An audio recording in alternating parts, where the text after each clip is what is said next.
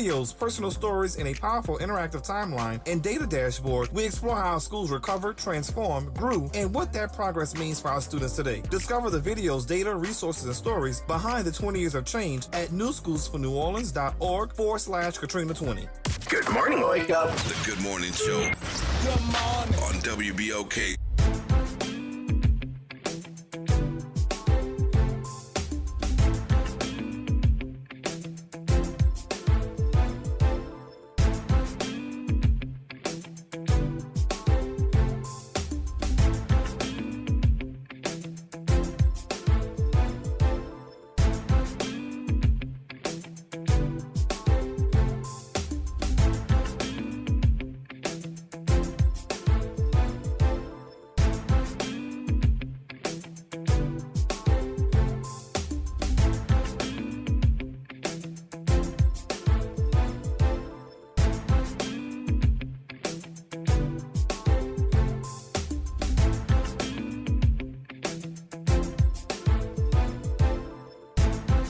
Wake up, New Orleans. Happy Friday. Welcome to the Good Morning Show. I am your host, Dr. Ashanta White. Shout out to my super producer, Naira Sanders. And my co-host, Will Sutton. Good morning, New Orleans. In the studio. It is Friday. It has been a very long, long week. Yay for Friday. But it is Friday. We have quite a few guests this morning. At the 7:20 mark, we'll talk to Troy Henry of Henry Consulting as it relates to the ongoing sanitation dispute in the French Quarter. Yesterday, we had the opportunity to hear from the other guy vying for what he hopes to be a rebid of that contract, Mr. Sidney Torres. He currently is the holder of the emergency contract for services, while the much larger contract is still up for litigation. There have been quite a number of updates as it relates to the sanitation dispute, and we will talk to Troy Henry to get his perspective at the 7:20 mark. And at the top of the 8 o'clock hour, we'll hear from Kevin Ferguson of New Orleans and Company. He will give us all of the updates surrounding activities that are going on in the city of New Orleans. New Orleans and Company is responsible for so much that you see happening, and he will give us all the deets as it relates to that at the top of the 8 o'clock hour. And about 8:30, we'll hear from Troy Sawyer talking about girls and trumpets. Listen, anything about the kids, find me there. I am excited to talk to Troy about girls and trumpets, because I think the premise is that just musical instruments is more of a male dominated thing, especially the trumpet. But I guess Troy is trying to change that. Troy Sawyer, not to be confused with Troy Henry, who's going to talk to us about the sanitation contract. So it's going to be a busy Friday. I'm excited that it's Friday because, I get to lay down somewhere a little bit. It's been quite... So you've been gone all day and all night. Yeah, it's been quite... Another forum last night. I got the opportunity to moderate one of the forums that took place this week, hosted by Step Up for Action. It was a nice turnout for Division I and Division II at large council member races. And as you know, Division I comprises of Matthew Willard, Delisha Boyd, and Matthew Hill. Division II comprises the incumbent, J.P. Morrell, Reverend Manning, and Kenneth Cutno. So it was quite the forum last night. Of course, anywhere there's an incumbent and there are challengers, there is bound to be some shots thrown, and last night was no different. It got a little testy there, but I've grown to expect it. I think I could almost predict which forums will get a little feisty. The only two forums that are left are Council District C and Council District A. A, as you know, is an open seat being vacated by current councilman Joe Russo, but Council District C has an incumbent, none other than Freddie King, Councilman Freddie King. He has drawn some challengers to his seat, and I'm excited to hear what they have to say for the District C and District A forum. Those two forums will be held online, though, on Zoom, so they will not be in person. They will Same organization hosted, same moderator. Only difference is the venue will be virtual. So that works for each and every person who may have had a hard time getting out in person to the forum. So now you get to just log in and take a listen. So hopefully we get a nice turnout. I know District C is absolutely gonna probably have a nice turnout because there's some things happening around in District C with the St. Claude area. Yep. Even when it comes to the sanitation contract, the current representative for District C has always weighed in on that contract. So I'm certain that there will be some questions and answers flying there. But District A is a wide open seat being vacated by current Councilman George Russo, who many folk are not happy to see go. Right. I think they were trying to figure out a way to convince him to hang in there, but I don't think he can. I think he's made his decision. Tapped. Yeah, He's counting his days. he's tapped. And of course, other than representing the district, one of the big jobs on city council is budget chair, and that's been his job. So somebody new is going to be budget chair. Well, we're going to go and give you just some highlights about the at-large candidate forum. The article has it as a debate. I want to be very clear. What you see at these forums, it's not necessarily a debate because there's no opportunity to banter back and forth. It is not a debate. It's an opportunity for the candidates to put their platforms and their initiatives forward. It's an opportunity for the listening audience to lean into those conversations and take note of what they're promising. And it's an opportunity for the listening audience to also then submit cards so that the candidates can hear directly from their constituents. And so WGNO was there and they covered it. And here are a few of the highlights. Current council president J.P. Morrell is noted as saying, we were together fighting for workers' Bill of Rights and healthy workforce. You know who was there, you and I. You know who wasn't there, these two guys. He was referring to his opponents, Kenneth Cutno and Gregory Manning. And the question was about supporting Step Up's Workers' Bill of Rights and making certain that there are healthy workplace environments for the workers. And Councilman J.P. Morrell was underscoring the assertion that he was side by side with Step Up fighting for the Workers' Bill of Rights and the healthy workplace. In response to that, Mr. Manning, Gregory Manning, said, I have been in the streets. I am not just showing up. Those of you who know me know I have been in the streets. And he, too, is vying for the District 2 Council at Large seat. The 3rd Division candidate, Kenny Cutno, criticized Morrell, that is per WGNO, not per Dr. Wyatt. He says many of the failures attributed to the Sewage and Water Board can be traced back to poor cooperation from the council. Mr. Cutno went on to say we need a council person who is going to stop fighting everybody, stop fighting the mayor, and work together to start solving the problems. At some point in the forum, Mr. Morrell responded by saying, folk take that to be a negative thing, but he says that discourse is needed to ensure accountability for the things that are supposed to be happening on behalf of the citizenry of New Orleans. In the Division 1 race, candidate Matt Hill, he is running for the seat that is going to be vacated by current Council Vice President Helena Moreno as she runs for the office of mayor.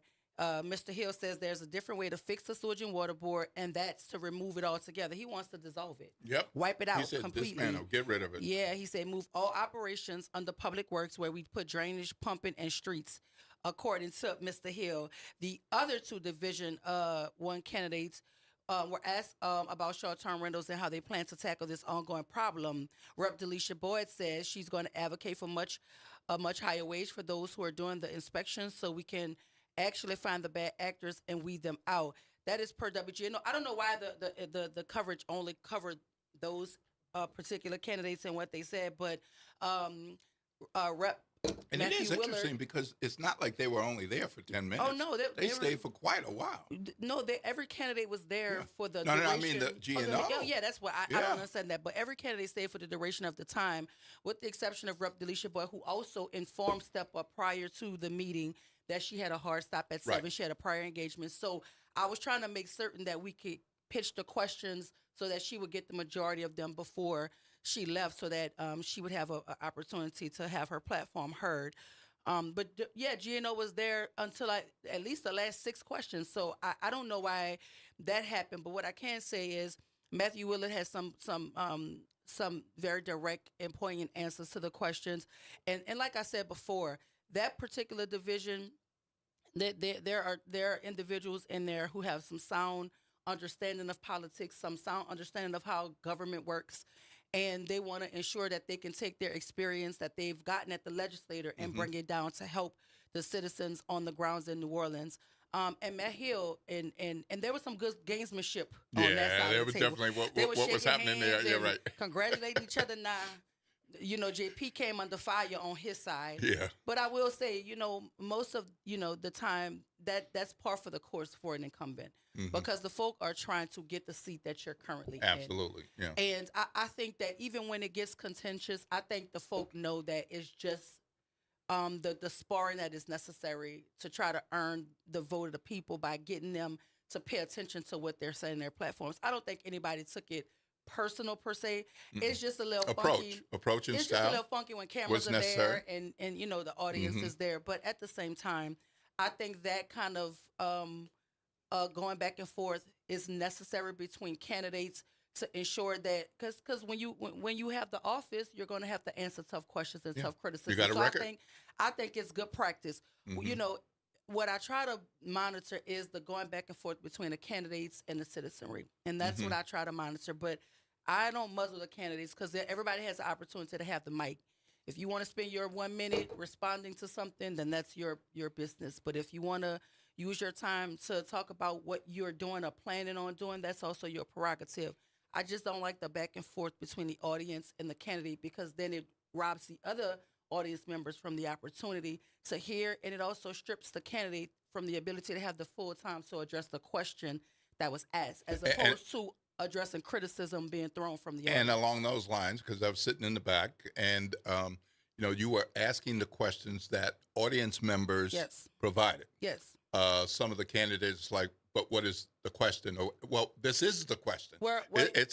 So this is the question, whether they worded it a way you would like or prefer, but it's the question, so you can answer you're that. speaking to an incident that happened between myself, the question, and Council President J.P. Morrell. I asked the question that was written on the card. I can tell from the way he was wanted to answer me, he was talking about legalities. He wanted them to understand what the council is legally responsible for doing or not doing. But the problem with me was I couldn't reiterate or clarify anything because I didn't write the question. It wasn't your question. And so I just read it the way it was written because also it takes away the idea that I will clarify for one candidate and I won't clarify for another. So I just read it to the best of my ability. And something happened last night that had never happened.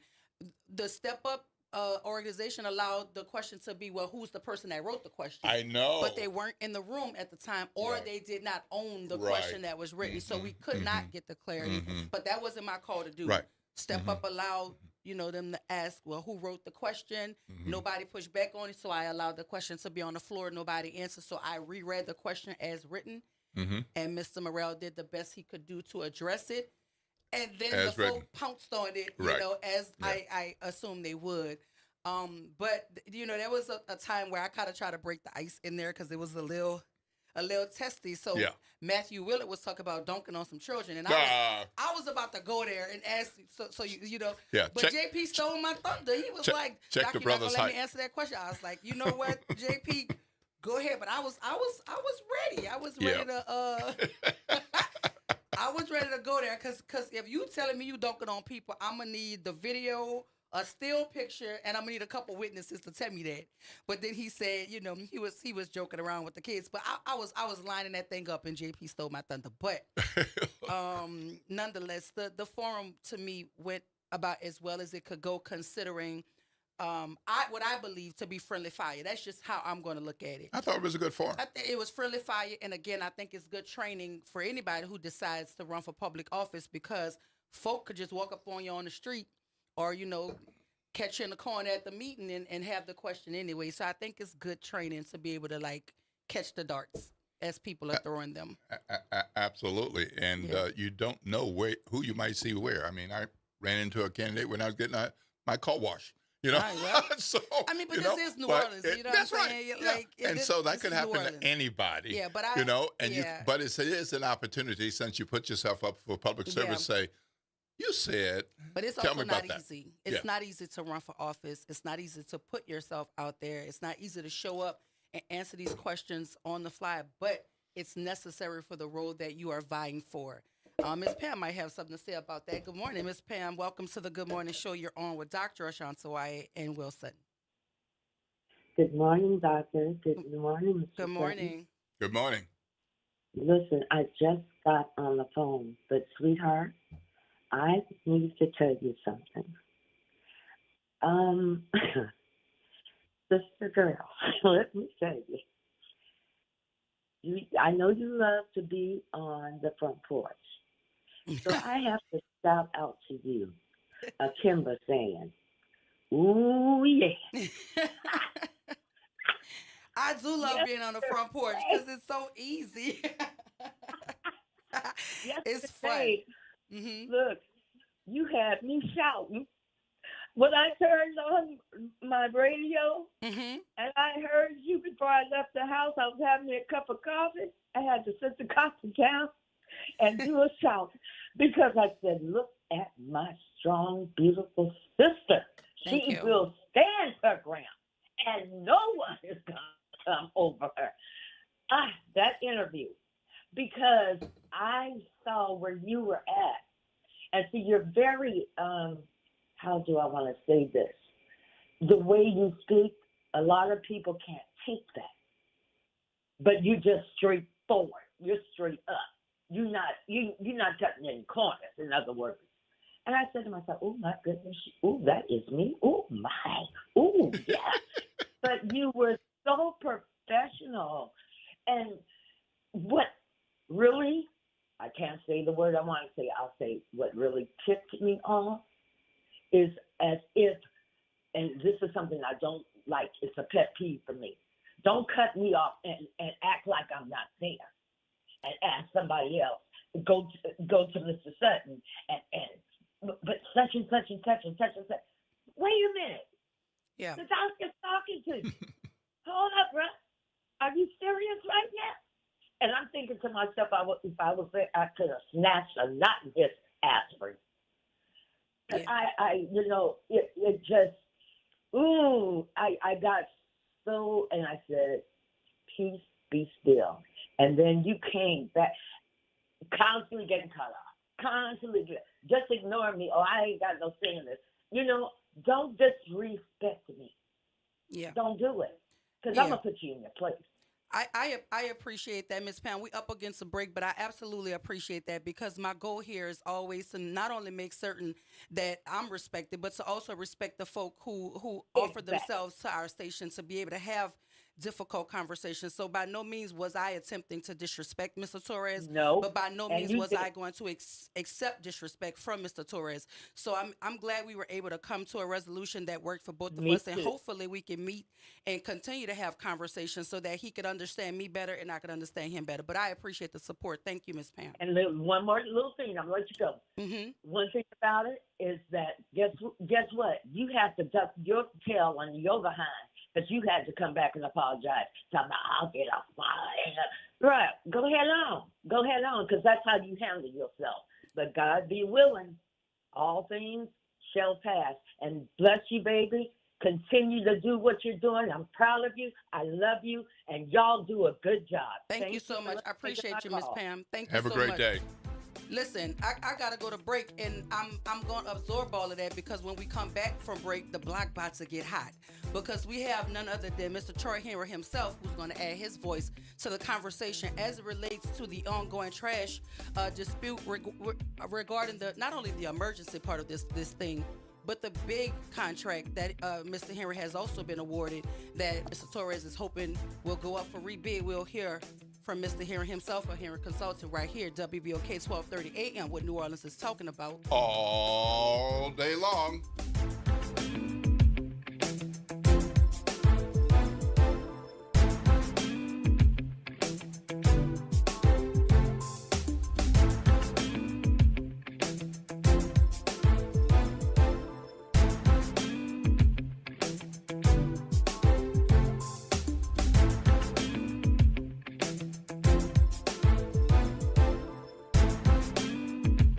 This is the Bloomberg Black Business Beat.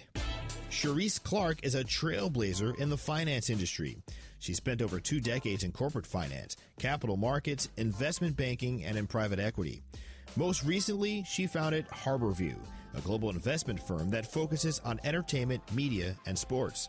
During a recent conversation on Bloomberg, Clark reflected on her career and noted how she's still in relatively rare company as a woman of color with a long career in finance. At the end of the day, I've got 25 years on the street, and 45 short years ago, there probably weren't that many women who could sit and say in this room that they've had 25 years of experience in the financial markets, investing, managing billions of dollars of capital to be in a position to do that. Since Clark founded her firm Harborview, it's acquired over 70 music catalogs and has over $1 billion in investable capital. I'm Bloomberg's Justin Milliner on the Black Business Beat. Pro Savings Days are back at Lowe's. Right now, get a 4-piece GE kitchen suite for under $2,000. Plus, get a free DeWalt 20-volt Max XR 8-amp-hour battery when you buy a select DeWalt tool. Save big with deals that work as hard as you do. Shop Pro Savings Days in-store or online today. Lowe's, we help, you save. Valid through 8/1. Selection varies by location. While supplies last. Discount taken at time of purchase. See sales associate for details. Staples presents That Was Easy. Seems like back to school happens earlier each year. First day of school coming in hot. And this year, my kids had massive supply lists. Folders, notebooks, and pens. Oh, the humanity. But Staples had everything I needed, with some items just 25 cents. Watch the small print. No. My back to school budget was saved by Staples Easy Button. Everything for school, in stock and as low as 25 cents. Staples. That was easy. In-store, online, and on the app. In 23 while supplies last. Tired of the impersonal, one-size-fit-all style of banking? You deserve a bank that delivers exceptional service and personalized attention to your needs. That's the Home Bank Standard. Since 1908, Home Bank has been a trusted financial partner for businesses and families because we go the extra mile to help you reach your goals. See for yourself why Home Bank is good for business, good for life. Stop by any New Orleans area location or find out more at home24bank.com. Home Bank, member FDIC. Support comes from Satchmo Summerfest, presented by the New Orleans Tourism and Cultural Fund. This friends and family-friendly festival takes place on August 2nd and 3rd at the New Orleans Jazz Museum. Join the fun for live music, local food vendors, and discuss with Satchmo scholars from noon until 8 p.m. Learn more at satchmosummerfest.org. Making a difference in the community. WBOK 1230 AM. Good morning, Wake Up. The Good Morning Show. Good morning. On WBOK.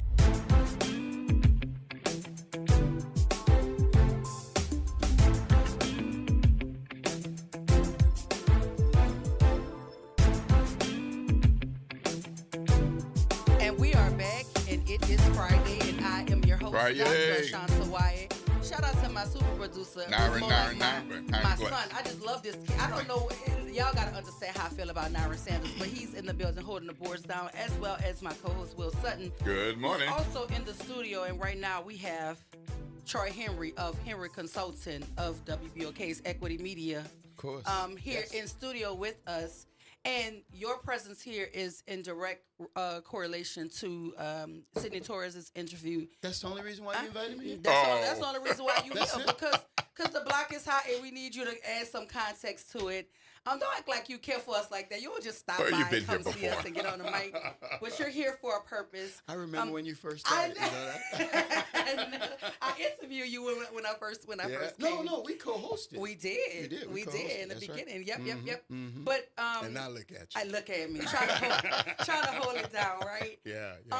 So on yesterday we had Mr. Torres, and before we do that, let me put my WBOK hat on. Okay. I think today we will finalize our closure of the new radio station that we're acquiring. Oh, is that breaking news? We'll put on that. Well, we haven't done it yet, but everything is done. The documents are signed. We just got to transfer money today. But I don't think anybody heard that on this platform. Maybe you shared that on a different platform. I did. Yeah, you're right. Actually. But nobody. Right. Yeah. Not, so not with the morning show audience. So we will go FM. The technical guys are installing a new transmitter Saturday, tomorrow. Yeah. So hopefully you'll see a series of announcements. I think we'll start broadcasting FM sort of on a test basis for about a week. Yeah. and then we will go and Wendell is going to come down and do a big tour and letting everybody know about WBOK FM. And so it's going to be exciting because it'll be some of the same programming. Some will add some new programming to the FM station.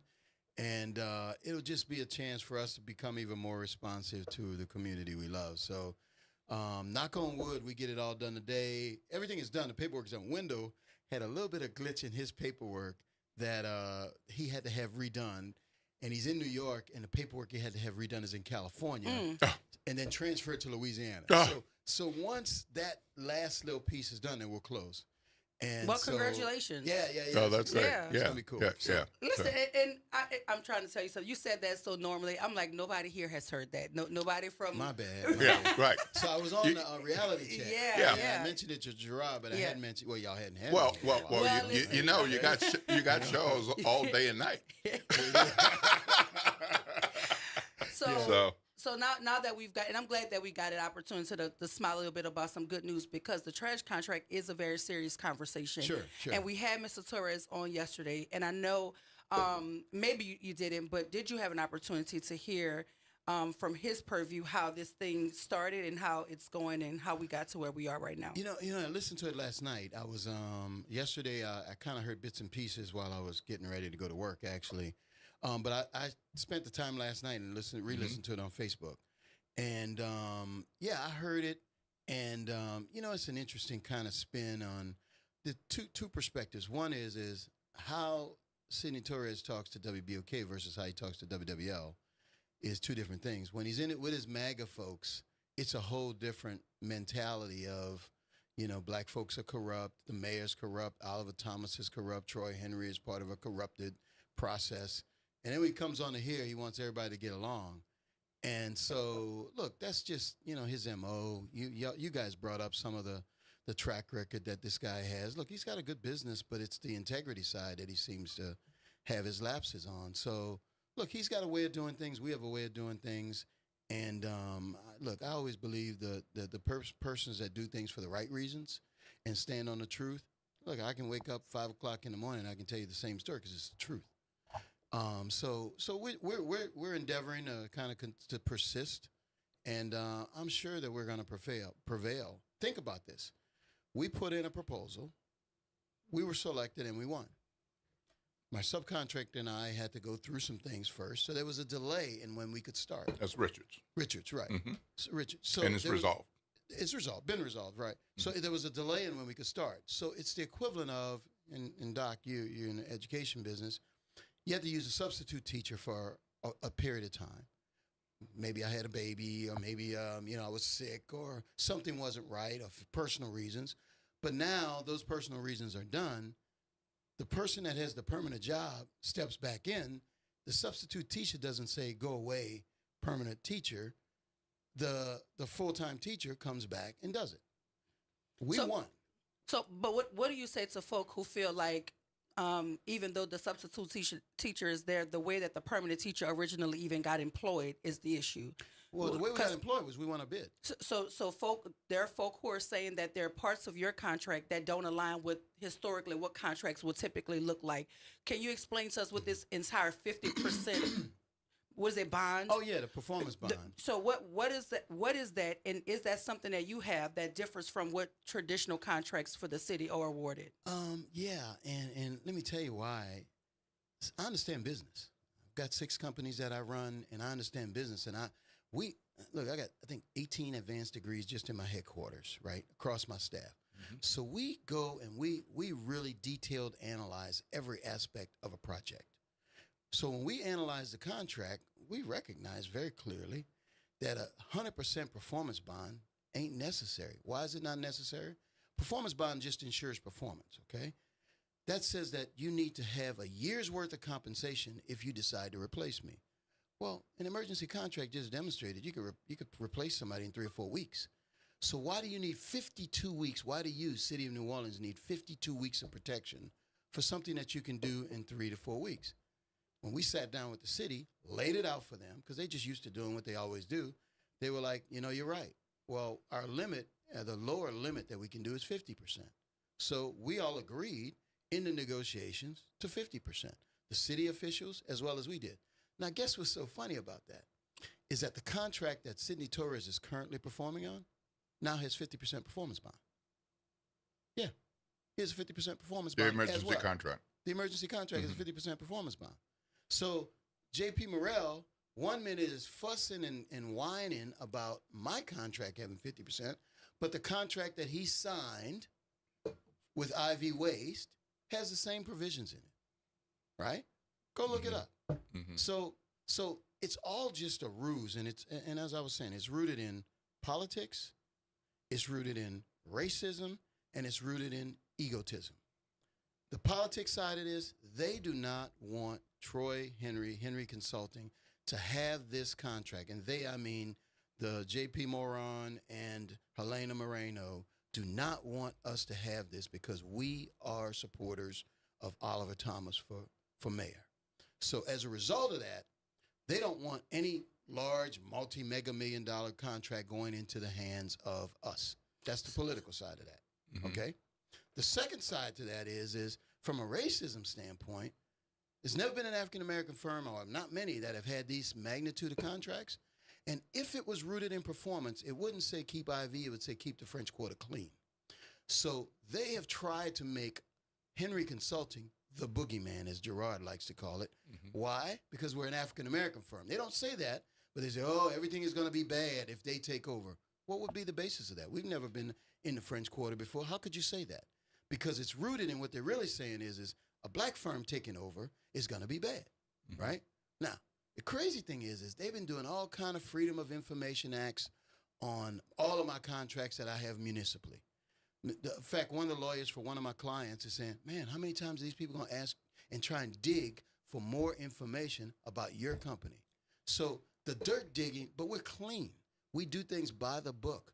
We do an excellent job. Nobody mentions, they try to mention that we don't do this kind of work. We've been cleaning the downtown for a while now.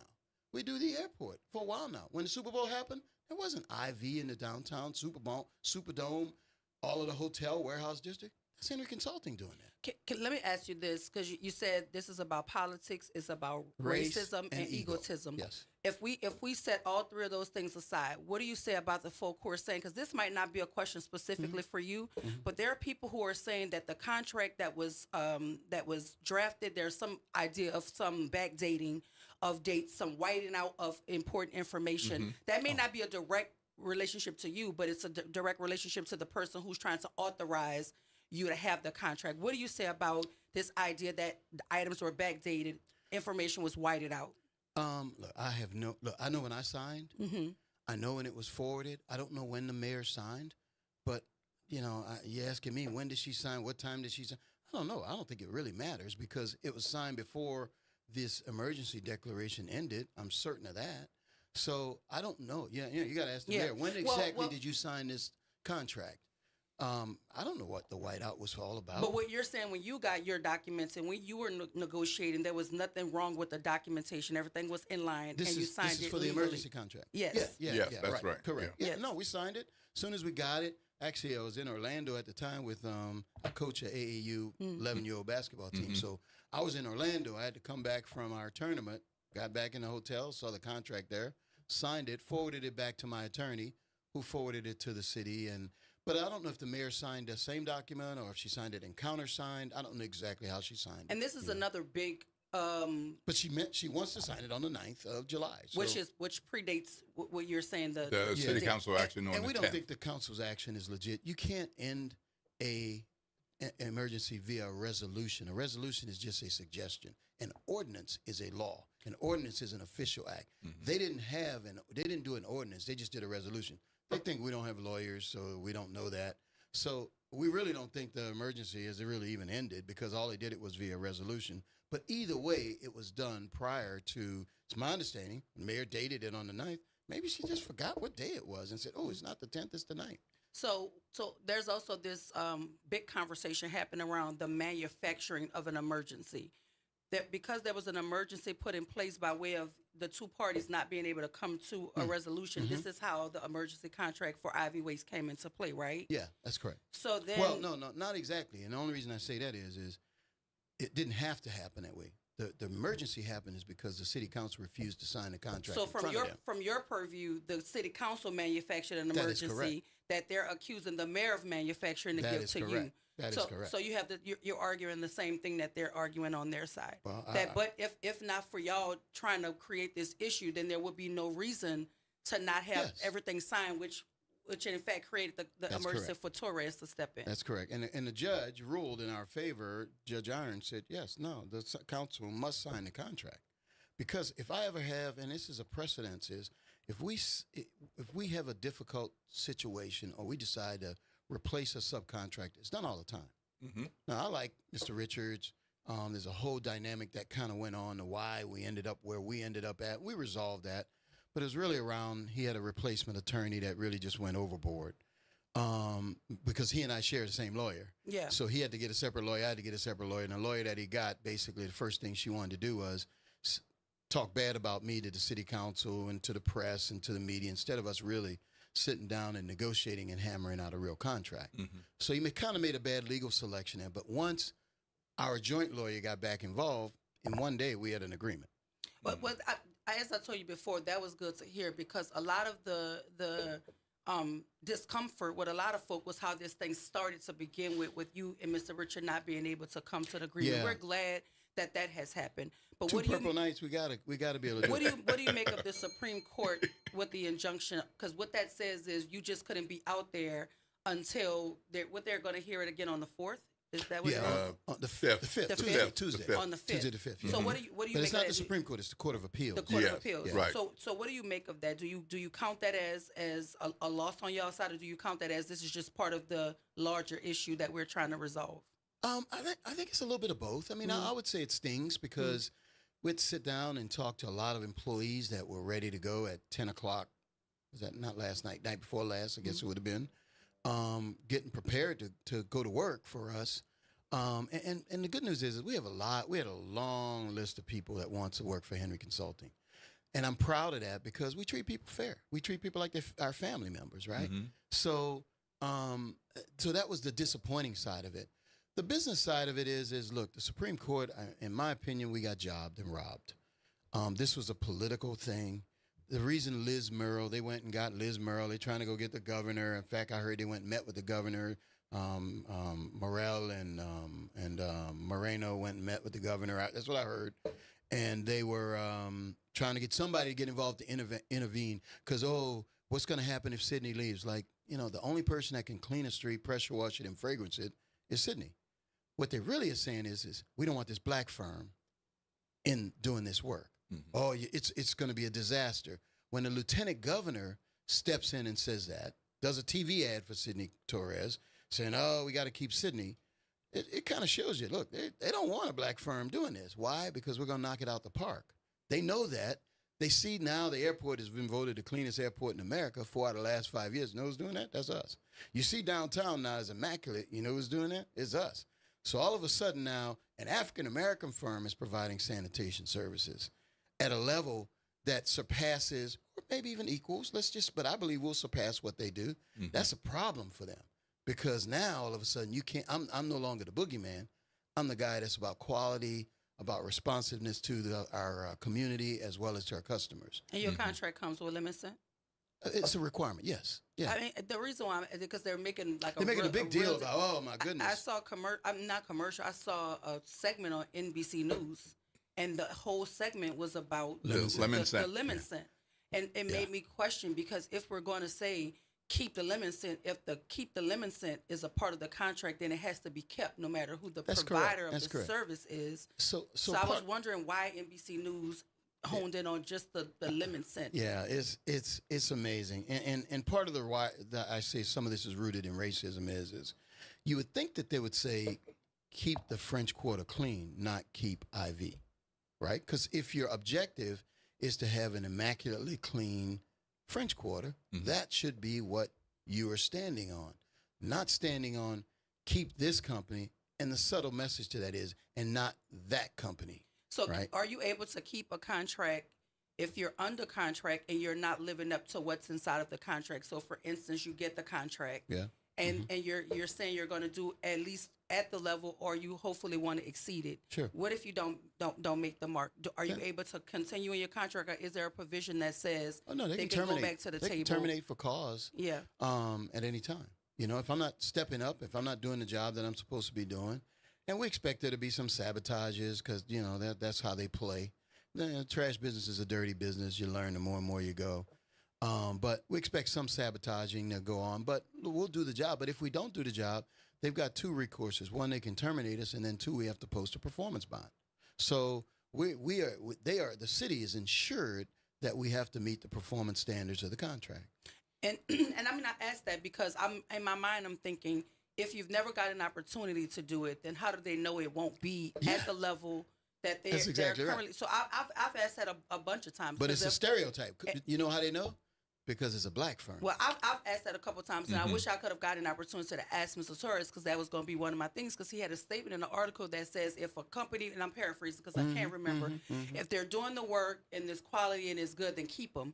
But that flies in the face of if the person who you're opposing has not had the opportunity to show what they can do, right, then how can they have the opportunity to be kept? Yeah. But I didn't get a chance to get there, which is why I'm asking you, if you do not meet the terms of the agreement, is there a provision? Because I'm thinking to myself, then get rid of him. If he's not doing his job, get rid of him, and you could put it back up for bid, let Ivy Waste get it again, however you need to do it. Yeah, you're right. But if Doc, I don't have the opportunity. They don't want us to have the opportunity. Yeah. That's why they're fighting so hard. Go to the governor, the attorney general, because they know once we hit the ground, it's over. The myth of, only IV can do this work is over. And all of a sudden, it's like this company is just as good or better than the other companies. And that's a real huge blow to their ego. You look at the performance of any of the companies that we operate today, including WBOK, we believe in quality. You guys are representations of the level of professionalism and quality that we believe in. And so they know that. That's why they're willing to appear on it. This ain't no jackleg radio station. Just like the next one isn't going to be jackleg. Just like the airport isn't jackleg. Just like you go to some of my gas stations, they're not jackleg. You go to my aviation business, it's top shelf, right? So you go to what we're doing in Bayou Phoenix, ain't no joke, right? So they know that the standard that we set is something that literally will put them, I won't say out of business, but we become a very major competitor to what they've claimed that African-American businesses can't do the same level of work. And we have to be managed by a white firm. You have to be a sub or you have to be an employee. And we are breaking that standard everywhere we go. So the French Quarter Management District bid and contract is null and void because of what's happened with the court decision. Correct. And then No, not because of the court decision, but because of there's an existing contract in place. Right. Existing contract. And the mayor extended the existing yesterday, the existing emergency contract. Right. That's correct. And so now we're looking at the long-term contract. Yeah. That's the one that will be in Court of Appeals on August 5th. Correct. And there's no dispute on the long-term contract. The only dispute is that the council president refused to sign the contract. Mm-hmm. So, which essentially has given him veto power over the mayor's procurement laws and procurement process. And think about that. That makes that person, the president of the council, now, if that law were to be upheld in court, the most powerful person in city government. And it would flip from a strong mayor, weak council to now a weak mayor, weak council, strong council president form of government. And that is not what the Home Rule Charter calls for. So this would be my question. When you talk about him refusing to sign the contract, yes, do you believe that any of the issues that are precluding him from wanting to sign the contract are valid? No. Or do you believe all of them are rooted in the things that you have listed in terms of racism? No doubt. So you don't believe any of his issues are valid to hold up the contract? None of them are valid at all. I mean, look, they talked about the performance bond. He too dumb to read the other contract to realize that he signed one with the same performance bond in it. You think J.P. Morrell is dumb? I do. He's an attorney, right? That doesn't. They got no, dumb I'm just attorneys. asking. I'm just saying he's an attorney, and I think asking the questions or having the legal grounding to say this isn't. So you don't believe that it's rooted in anything legal. You think it's just about a personal attack against a by black far. firm. Absolutely. And if you look at JP's MO, what he does is he talks bad about black people to white people. That's all he does. You look at his 4 years, all he's done is he criticizes the mayor, he criticizes the sheriff, he criticizes Black Oliver Thomas, he criticizes black folks all over the city, and he goes and runs on WWL white folks and complains about black folks. And I keep hearing OT's name in it, but didn't OT, for all intents and purposes, He recused recuse himself. himself from the entire process? He did. So are folks saying that he's hoping that you get this contract because of y'all are politically aligned? But wouldn't that same argument be able to happen on the other side? Of course. So I don't. I They're just major wanna supporters of JP. I want to set those things aside. I'm trying to understand from the purview of the contract. Yes. I know Mr. Torres is hoping that this thing gets put up again for rebid. I'm certain that you are He laid out opposed. the strategy. Well, why should it? I won. Right, that's what I'm saying. What's the purpose of why do you need to rebid So it? here is my question: was Mr. Torres in the original bidding Yes. process? Yes, he finished third. Right. He finished third. It was Henry Consulting first, and we were at 474 out of 500 points. I think Mr. Ramelli Waste was, I think, at 424. So we're over 50 points higher than all of them. And then IV was at 419, and then the rest were below that. And this scoring mechanism that they use, that is not unilaterally done by the mayor. Is that done by the mayor's not involved at all in that. So talk to us about that, because most folk probably don't understand or know how the entire process originates. Because if Mr. Torres was up for the original bid, he was, and he legally did not win the bid, then how did we get to the questioning of your contract, the insertion of an emergency contract, and now we're still in court about the validity of the original contract? So the process, the way the procurement process works, they form a committee, and the committee had the CAO, the head of sanitation, the CFO, the head of DBE, and I think the deputy CAO were the 5 individuals that were the evaluation committee. We all submitted proposals, then we all did 15-minute presentations. At the end of those presentations, they scored everyone. We came out head and shoulders above. It wasn't even a question mark, right?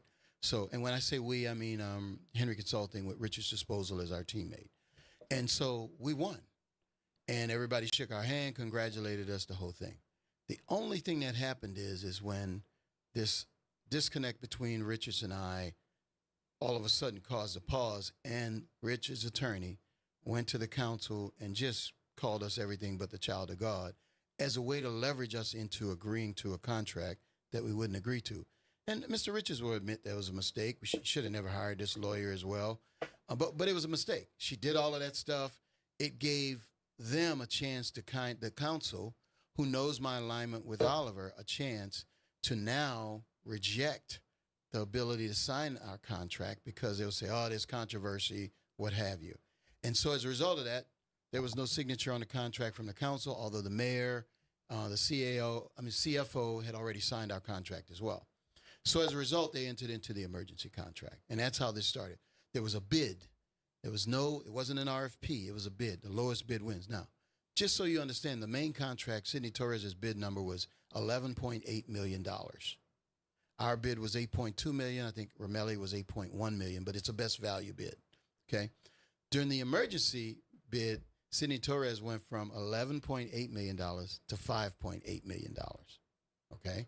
Our bid went from 8.2 to 6.7, I think we were. And everybody dropped down. The reason is because it didn't require you to buy new equipment. Whereas in the big contract, you had to buy all new equipment. Everything had to be new. Mm-hmm. So obviously you got to recover the cost of your capital investment. So that's what the difference was. But the $6 million, the $3 million a year difference that IV had, they want to talk about, we were at 8.2 and he's at 6.1. Well, it's not really true because it's not apples to apples. Mm-hmm. Okay. Because it wasn't apples to apples to begin with. Correct. The comparison is 11.8 to 8.2. Right. Okay. Right.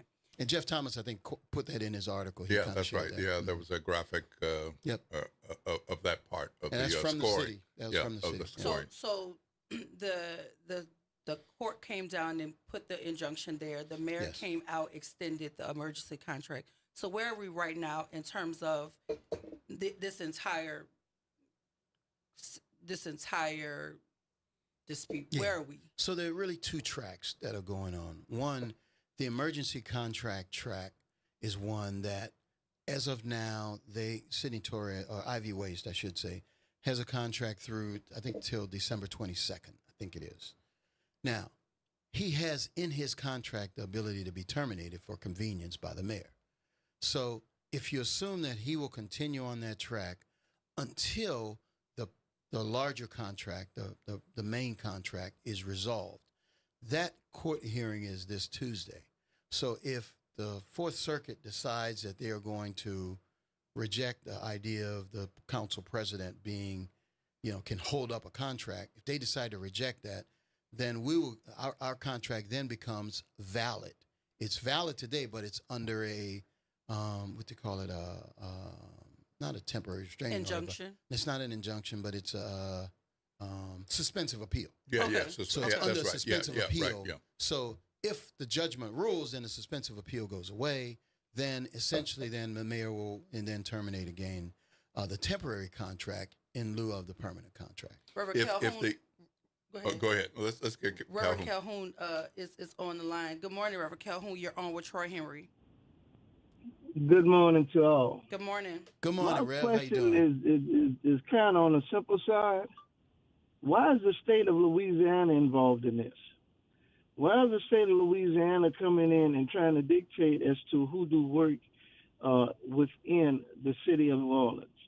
This just does not make sense to me in terms of who is actually going to make a decision or can influence a contract in the city of New Orleans. So, Troy, if you can help me understand a little bit, sure. Why is the state attorney and governor is involved with trash pickup in the French Quarter? And if there's such a problem here, why is that they're involved with the whole city of New Orleans trash pickup? Well, I'll hang up and listen. Thank you, Reverend Thank you, Calhoun. Rev. Appreciate it. It's really, again, as I said, rooted in politics, but even more so, this one is rooted in race. They literally have painted Henry Consulting as the boogeyman, and anybody that they'll go to, JP and Helena will go to anybody. They'll go to Trump next to say, you can't let this black guy be in the French Quarter. That's the essence of it. That's why Billy Nungesser got involved. That's why Liz Murrow got involved. You ever seen so many people come out against a black firm that has not even had an opportunity to start yet? Never. It's unprecedented. But in many ways, it's rooted in racism, right? That's why it's to keep IV, not keep the French Quarter clean. So, but there's another dimension to it. From a legal standpoint, the basis that they use, Liz Murrow used to insert herself into is the mayor shouldn't have declared the emergency using a state statute. She should have declared the emergency using a home rule charter statute. But by declaring a state statute, Liz Murrow used that as the basis to step in and now insert herself into the process. And once she did that, I mean, look, the Supreme Court, look, they're mostly Jeff Landry supporters. And when you get in front of the Supreme Court, sometimes it's not based on the law. It's going to be based upon politics. And we're a little small potato in the whole Jeff Landry scheme of things. So that's just kind of what works. That's us being a little blue sea in a big ocean of red. And that's where we live. So if you could go back, is there one thing that you would do differently so that we have a different outcome as of August 1? Boy, that's a good question. Look, I would like to say that I would have hoped that Mr. Richards and I could have resolved things prior to him having to hire this lady that came in and really just opened up a can of worms for us. But, I had some conversations with him in advance, and I kind of told him, look, I don't think we want to ever get our negotiations into a public forum, because I don't think that's healthy for us, because nothing white folks love than to see two black folks arguing. Mm-hmm. See, they can't do nothing. But I'm also happy that we resolved things. But, it opened up a can of worms that, it's hard to get back. But the law is the law. We won. We're the rightful winners. Our start date is delayed, but it shouldn't be denied. Mm-hmm. And so that's it. But that's the main thing that I would say that I don't know if I'd regret anything. I just wished I could have probably been a little bit more convincing to him in don't let your lawyer go crazy. And now we're fighting publicly because I never like to have that internal discussions and internal disputes ending up at the dais on the city council, or, I mean, they sent all this stuff to the media and, you know, all kind of things, questioning my integrity or what have you.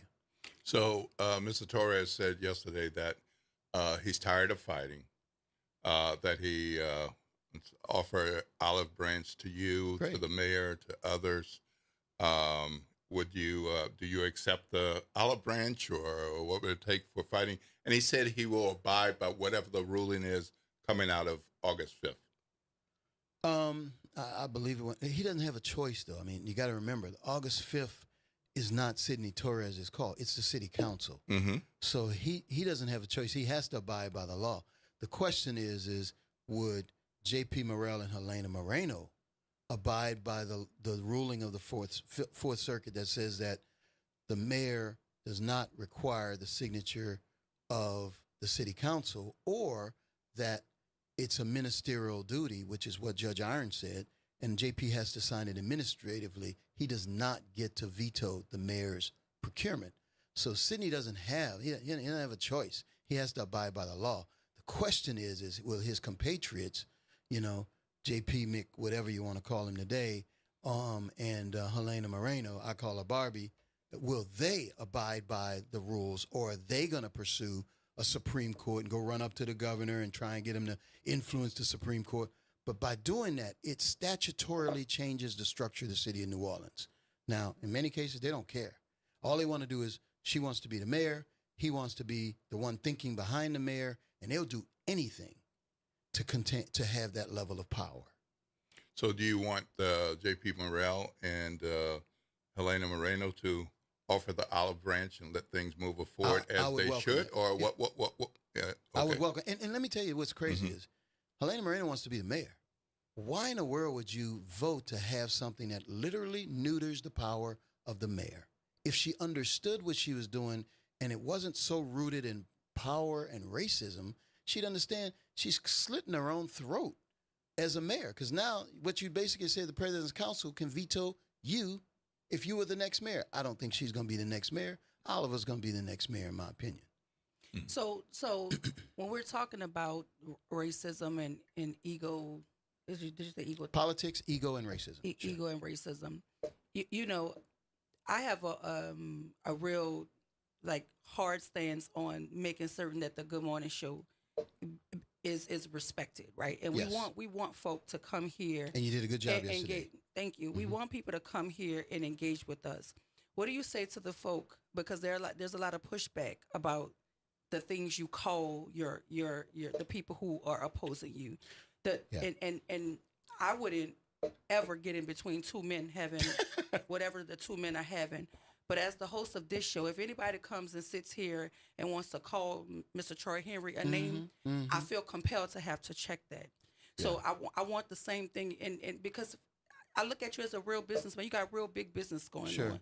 You handle yourself in rooms, without, and that's not even necessary. So how do you get in a room and accept the olive branch from a person who you won't even call their actual name? Because I wouldn't expect anybody to hand me an olive branch and they can't call me Dr. Wyatt. So let me tell you, I believe in treating people the way they treat me.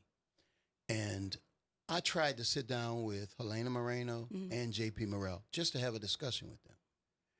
They basically treated me as though, I don't exist. And that's not okay. It's not okay. And so I said, you know what? I'm not going to be disrespected that way. So I feel I've been disrespected by them.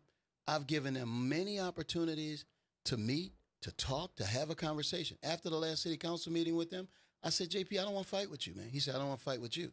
So let's set up a time we'll talk. I like that. You know what they then did? We set up a meeting and they canceled it. And they canceled it again. When was that set for? Must have been. Within the last 2 weeks? No, in April or something like that. Yeah. But do you think we can get to that place? I would love to meet with them. We can. I don't think they will meet with me. Well, but if I can offer the same thing to them, because I think for the sake of this, we all say we love the city of New Orleans. We do. We all say we want to protect the city of New Orleans, and I think the path to doing that is to be able to put whatever the harm or the hurt is to the side, so we can talk to each other in a way that unifies this opportunity. Because you are one of the owners of Equity Media. This is your station. If I want to have conversations with those people, they think about their relationship with you and everybody else before they even think about coming on. We don't mandate what you guys do on Right, the show. I want to say that on the air, because folk think that. They think that because they have this thing with you or this thing with They're other not hosts, welcome on this show. That they can't come here. Right. And I want them here because to me, it says something different about us than everybody else. It does. Because we welcome opposing views here, and we want to ask the hard questions, and we want to get the answers that people deserve. Yes. Because at the end of the day, we still belong to a community because we Black. We belong to the same community. That's right. People try to paint us with one. We as Black folk are not a monolith. Yep. But Black folk can be professional. Black folk can have tough conversations without name calling, without undermining it. We can do that. But when you disrespect someone, I trust me. I understand. now I have no respect for that. And None. So what I'm saying now is, because both sides feel some modicum of disrespect. Good, they should, because I disrespected them, and it's intentional. Right. So, because I was disrespected. So if we're talking Does it have to olive branches, continue? though, I That's what I'm love saying. it to bury. So I if love we're- to if bury we're the hatchet. talking But olive if somebody branches- doesn't even give you the courtesy Yeah. of Okay. having an audience, So that you think at least the tenor and tone could be simmered with course. with I'm a meetings, Christian. with I'm a Christian. meetings. well, with dialogue. I mean, Yeah. you know what I Yeah. mean? Okay, of yeah. course. And here's the thing. I absolutely agree that because I don't deal well in disrespect. Correct. Troy, I do not. I know you I don't. will not be disrespected. Exactly. But I also have a certain thing about myself where I want to extend respect as well. Because what I do know is I could show up as Dr. Wyatt, or they could talk to Ashanta. That's right. And I would much rather you talk to Dr. Wyatt. Yep. Because some stuff going to start moving in a Furniture different gonna get direction. moving. That's right. And I don't do that. So for Yeah. me, because I feel like as an employee of this station, in some way, shape, form, or fashion, I am representative of the is WBOK correct. brand, an extension of your leadership. Yep. And I want you to know that the feelings you have, nobody can't say they're not valid, because those are your feelings. Yep. But is there a way, if we're talking olive branch, if what Mr. Torres said holds weight, that he wants to come together and work this thing out, are you open to doing that with I've all always- parties involved? Absolutely. You know, absolutely. Look, but you can't disrespect me and do it. No, you know we, what I mean? we Right, no, right. that's So- ground zero. We so understand. When you start calling me criminal, you know, you That- start asking me, that is am I not doing okay. things illegal? Right. That is not okay. You know what I And mean? and I understand that. Yeah, so that is I not think okay. we're both just And trying to get I to the promise, point. if you can remember when that initial article came out way back, it was in the very beginning that they were using on the other station criminal, and Yeah. that we uphold criminal activity. Yep. I was very Yep. fierce in my defense Yep. of us then. Same here. And I meant that. Yep. So I will not engage in a conversation that is disrespectful to you, and I don't want to engage in a conversation that's disrespectful to other folk who have to come here for us to be able to do our jobs effectively. Yeah, because so I when want us to get in when the, they I want have y'all to get in the same room. when JP and others have been here, that has not happened. That has happened in other venues, but that has not happened here. Yeah, it won't. No, it won't. They look, they're on their best behavior when they come in WBOK. But then when they go to the other stations or in their behavior itself on the dais or what have you, it's a completely different. Well, we MO.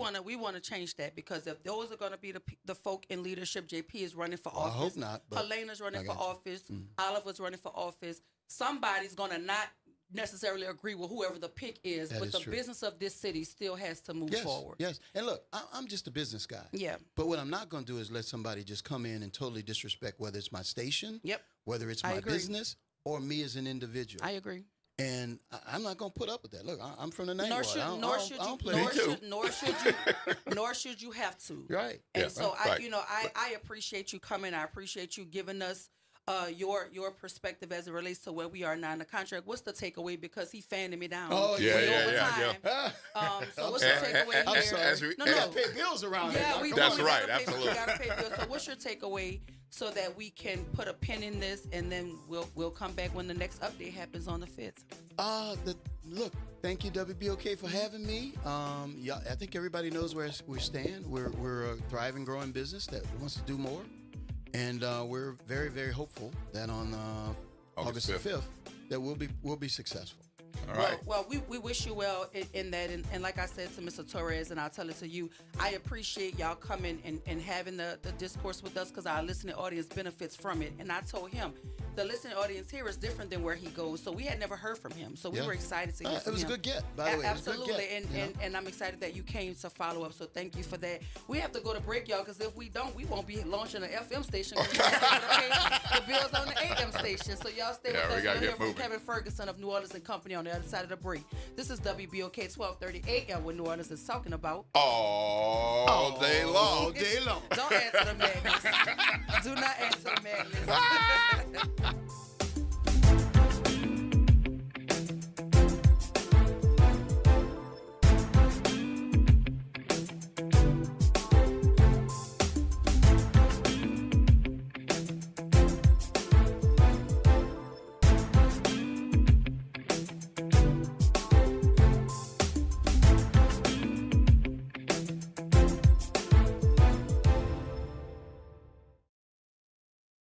This is your news update for WBOK from WDSU. For all your news and weather, watch WDSU News, New Orleans' leader in live, local, late-breaking news. Today at noon and 4 p.m. Happy Friday, and heat and storms are going to continue for today. Highs climb into the low 90s, feeling more like 105 to 108. Scattered afternoon showers and storms could bring heavy rainforest, lightning, and gusty winds. The pattern sticks around this weekend. Expect hot, humid days with storms flaring up each afternoon. From the WDSU First Warning Weather Center, I'm Raven Richard. Hello, I'm Gary Clark. Please tune in to Dr. Clark 101, The Living Classroom, which is broadcasted weekly every Wednesday at 12:30 p.m. on WBOK 1230 a.m. on your dial. And as always, it's been a pleasure. The Historic New Orleans Collection presents a new exhibition open through June 7th, 2026. The Trail They Blazed. Built collaboratively with people who participated in the local civil rights movement, The Trail They Blazed presents stories of social and racial justice straight from the people who lived them. Listen to leaders tell their stories of resistance and persistence in their own voices, recorded by the Historic New Orleans Collection. Plan your visit to 520 Royal Street in the French Quarter and reserve your free tickets at hnoc.org today. Visit DePaul's new Algiers Health Center at 2801 General de Gaulle Drive to receive primary and preventive care for both adults and children. Services also include behavioral health, imaging, and on-site pharmacy, vision, Medicaid enrollment assistance, and more. For appointments, visit DePaulCommunityHealthCenters.org or call 504-207-3060. Good morning, Wake Up. The Good Morning Show. Good morning. On WBOK.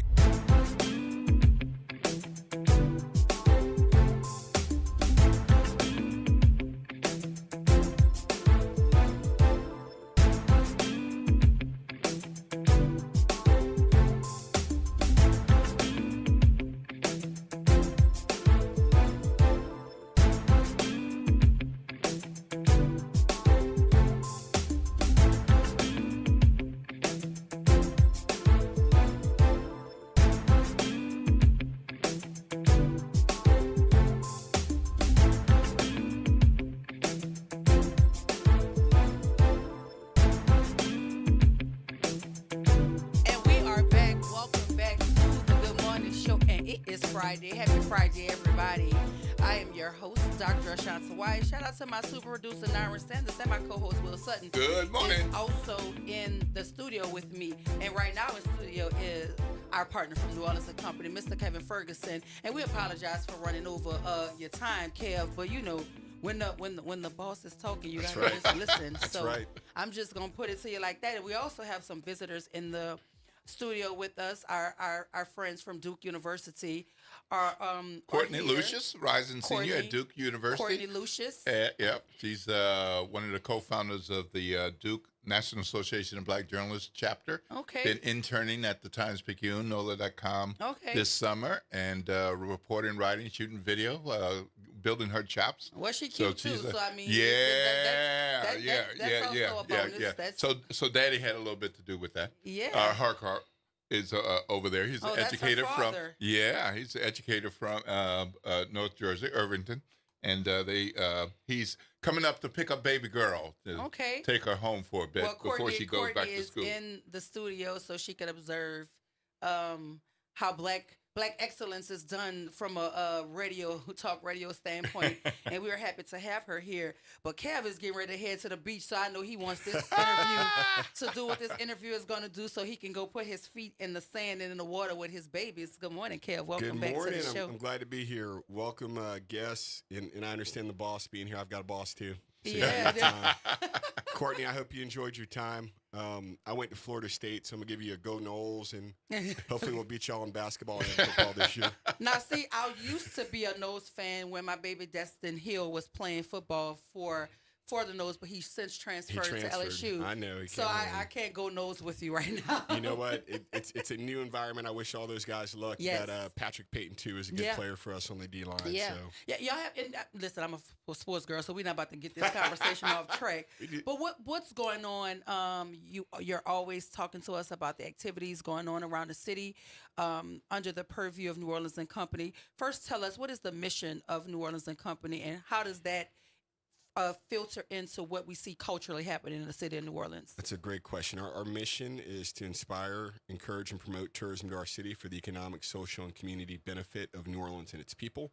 And what that really boils down to is generating this economic activity, these business opportunities, by bringing conferences, conventions, events, leisure travel, group business, so weddings, family reunions, getting all those things here so that our businesses, our workforce, the community can benefit from that. And so it's been a incredible year in a lot of different ways from the start, having an event like Super Bowl that was really an anchor. Obviously, there's some tailwinds we're all trying to navigate nationally with economic uncertainties, some things with international tourism, that are really concerning. But this remains an amazing destination for both conferences, conventions, major events.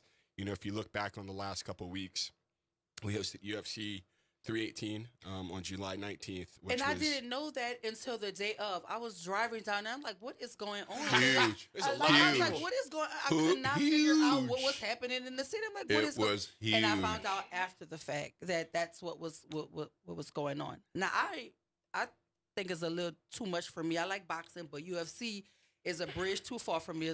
But there is a huge UFC following. Folk love that sport. It's incredible. I'll tell you, I'm kind of the same way. It's not something I watch regularly, but some of the work we did with them, we had an activation at the Fan Fest before the fight, and I was just really amazed at the level of activity, the level of production that they bring. This sport, this event has really grown. They told us their numbers coming in, and it was amazing to see it in real time. But about 65% of their attendees were from out of state. About 85% from outside of the New Orleans area. So I was out at the Fan Fest, talked to people from Florida, Texas, Rhode Island.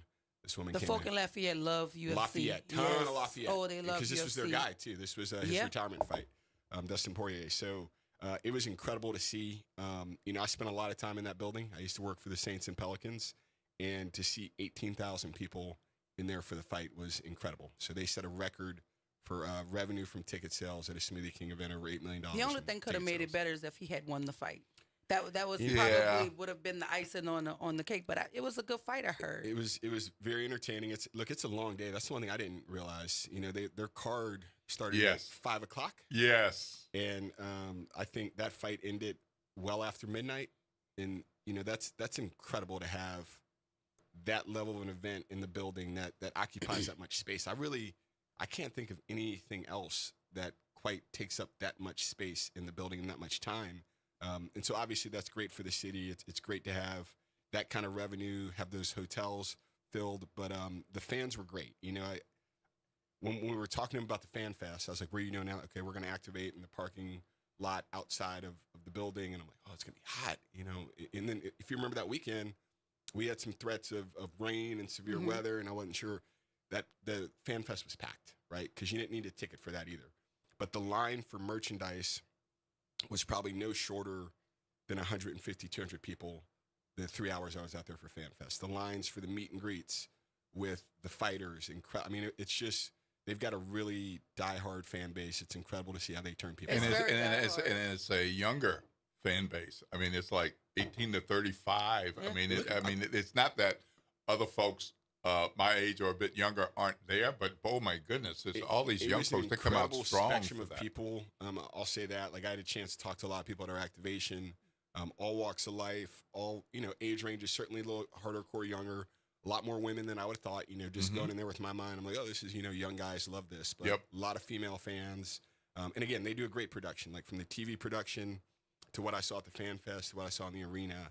These guys really know how to bring it. And, it's another example of how New Orleans is really built to host incredible events from conferences, conventions, championship sporting. This is really a place that's special for that. And this was just another example of that. So I'm glad. Even the lead up to UFC, the way the lead up was to it, it was very. I did not know it was happening on that day. I was like, I just happened to be. I was like, what is going on? There were so many people, and I only figured it out because of the way they were dressed. Because the kids and they had the shirts on with the, and that's how I figured it out. And I'm like, well, oh, that's what's happening. But it totally went past me because again, this is not my sport per se. I can only look at this very sparingly. Boxing is a different story. I enjoy watching boxing, but UFC is only one of the events that you've recently done here in the city. What about your member-to-member expo? Can you talk to us about that? Oh, that was great. That was yesterday. We hosted it at the Barnett Hotel, which was formerly the Ace. Nice hotel. Oh, yeah. And, we go back to that mission. One of the things we really try to deliver is that value to our members, that value to the community. And the Member Expo is a great example of that. So this is an opportunity for our members to exhibit their wares and what they do, their services, their businesses to fellow members. I think a lot of times when we talk about tourism and conferences and conventions and major events, it's always looking at how do we get that visitor business? How do we get that business from those conferences and those associations, which is certainly a part of tourism and being a member of New Orleans and Company. But we always want our members to do business with each other too, right? We want folks to be aware of what other members are doing, what services they offer. And the Member Expo is a great way for them to come see what everybody's doing, from our nonprofits to our business services to our tour lines. We had Hotard there. They're celebrating their 90th anniversary this year. We had Gray Line there. They celebrated 100 years last year, which it's kind of wild. I remember thinking, what was the Gray Line tour like 100 years ago? What were we riding in? Folks from Boogie Booth, it was fun. They do a lot of the photo booths and different activations. And they had a new one. It's going to be a tarot card and fortune telling machine, right? So you get your fortune told, and then it takes your picture, and with the AI, it creates like a custom tarot card for you. And so my youngest son was at a camp. He came with me yesterday, and I kind of sat him down and went and met our members and talked. But I brought him over to that one to take a picture, and we're still laughing about the tarot card he has. It says the Emperor, and it's like him, and his hair is kind of crazy. So there's so many amazing things that we have there. We had opportunity for our members and the folks that came to see it, do new headshots. We had that set up. We provided lunch. So just another great resource, really trying to build business within our membership, even beyond how we connect them to conferences, conventions, and events. So it was really fun. That's great. And so we are August 1. Yes. It is August 1st, and I know there are a number of things happening from the perspective of New Orleans and Company surrounding the month of August. So can you start to talk to us about some of the activities that will be happening that our listening audience should know about that are happening in the month of August? Definitely want to know about culinary. Culinary is starting today. This is our signature summer dining program. We've been joking. This is the 21st year. Last year was the 20th anniversary. So culinary is old enough to drink now. Yeah, right. So we added a cocktail component. So in addition to the wonderful restaurants, I think we have over 140 participating this year with those prefix menus that are great. So this is a great way to go out, explore new restaurants. 2-course lunch for $28 or less, and then a 3-course dinners and brunches for $58 or less. So it's a great time to get together with friends, go out, explore new restaurants, go visit some of your old favorites. But now with that cocktail component, some of our bars and nightclubs and lounges are offering specials as well. And will those specials include refreshers? Yes. Because culinary, it's hot. I got in my car to come to work. It was 129 degrees inside of my car. We got to get you a visor. And we got to get you a screen God, to put it was up so hot. in the That's why I windshield. need something because I drove almost all the way here and Before that it AC, only dropped to 108 and I'm like, oh goodness, it is hot. So will the cocktail menu, drink menus include refreshers. They'll have a refresher. I think one of the great things when we were talking with some of our cocktail lounges about, participating, a lot of them are like, hey, we certainly want to offer the cocktails. We'll also have mocktails on there as well for the folks that don't consume alcohol. And they're excited. They're excited to be participating. This is such a known thing in New Orleans. And, it continues to evolve. I think I give Kim Priya as our Senior Vice President of Tourism a lot of credit. She created this over 20 years ago, but has continued to evolve and adapt it to really meet the needs and what people want. So we're excited about that, but it's also Museum Month. So we're really proud of the collaboration of our institutions in the city. We've got almost 30 participating. And again, this is another great way for both locals and folks that are slightly outside the region to experience New Orleans. So this is during the month of August. If you have a membership in any of the participating museums, you get free admission for 2 to any of the other participating museums. And then this year, again, with that evolution of always evolving and trying to engage people, we've got a passport now that you can acquire. And if you visit any 6 museums that are participating and get that little sticker on there, you're now entered to win prizes, including a free year admission to some of those institutions. So really want to encourage people to get out. Like you said, it's hot. So go get inside a museum, get inside a restaurant. And I know a lot of the enjoy it. museums are commemorating the 20th year of Hurricane Katrina. So a lot of these museums will have some sort of Yes. installation that highlights, how far we've come since August of 2005. And that's a great thing to remind people of, Dr. White. It's interesting. I think sometimes, if you don't visit these institutions, you think of them as very static, right? Oh, well, it's the museum. I'll go now. I'll go a year from now. It'll be the same. And the truth is they're very dynamic, right? So they're always trying to recognize what's happening, recognize the history, different things that are important to the city. And so we know a lot of them have exhibits and things that they're planning for the 20th anniversary of Katrina. And so it's a great way for folks to get out and see some different perspectives on that, right? Because I think that's one thing, that I'm always conscious of. And I was away. I was still wrapping up college and living in Florida when Katrina hit. My folks were here. They evacuated. And there's so many different experiences that people have with that. Obviously, a really challenging time and a horrific time for so much of our city. But I think through some of those museum experiences and some of the things the city has planned, you can get some different perspectives on Katrina. You can get different perspectives on recovery. You can get different perspectives on where we're headed as a city 20 years post-Katrina. So, And I'm looking at some of the staples. Will promised that he was going to be in the red dress run. I know. So we don't want to we don't want to not. Why y'all hear bringing you that talk up about again? that. 'Cause Run the tape now. August 9th. I remember him saying that he was going to participate in this, right? Well, I hope you got your dress. They Yeah, sell- they sell out like quick. my They friend sell out Carmen quick says, this y'all time of year. misremembering. Listen, I know what I heard. And so August 9th, do you want to talk to us about the event that Will is going to participate in? Because Red we're going to Dress use it to Run. raise funds to send some child to college or something. We got to put a good There spin we on it go. to make them do it. Great event. That'll be Courtney, coming up. maybe we could sponsor Courtney. August if we'll 9th. put the dress on. Yeah. It's a massive running event, but the party associated with it too is incredible. So again, there'll be tens of thousands of people down in the French Quarter and around the city. So look out for those dresses. This weekend though is White Linen Night. Yes. Which is incredible. This is another event that's been around, has a long history, and really the idea was to bring people down to that gallery area around Julia Street, have them explore, see the art, visit these different galleries. A great team that leads that. We've worked with them the last few years to support and really get the word out. And the numbers are great. They bring in a lot of folks from the region. And that's a big part of, I think, what makes the summer opportunity for us, right? That we know it's always a challenge for tourism. Having those conferences and associations means a lot, but having events that locals want to come out to, that folks from our region want to come out to, are really important. And I encourage people all the time, if you're in the region and you haven't been downtown, come downtown, because there's been a lot of positivity. Obviously, we've seen the crime stats that are dramatically down. There's a lot of investment happening down there. I give the city team a lot of credit. Efforts to reduce homelessness, all these other things are really having an impact.